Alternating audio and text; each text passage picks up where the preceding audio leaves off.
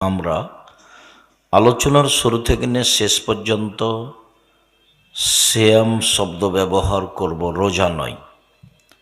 দীর্ঘ ৩৬ বছর থেকে আমরা জনসমাজে বলে আসছি সলাত নামাজ নয় সলাত, রোজা নয় সিয়াম,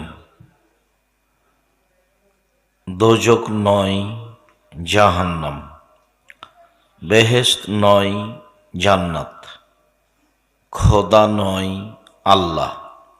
এরপরেও এক শ্রেণীর মানুষ বুঝেছে যে হ্যাঁ এটাই ঠিক, কিন্তু বাস্তবায়ন করা সহজ হচ্ছে না।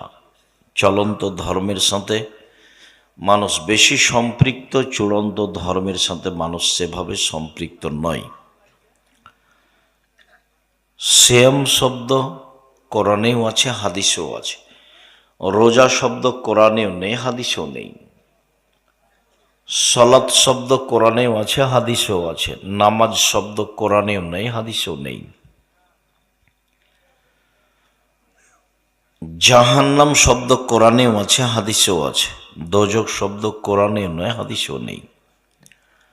জান্নাত শব্দ কোরআনেও আছে, হাদিসেও আছে। বেহেশত শব্দ কোরআনেও নেই, হাদিসেও নেই। আল্লাহ শব্দ কোরআনেও আছে, হাদিসেও আছে। খোদা শব্দ কোরআনেও নেই, হাদিসেও নেই। চলছে কিভাবে? আলেম ওলামাদের ক্ষমতার দাপটে চলছে।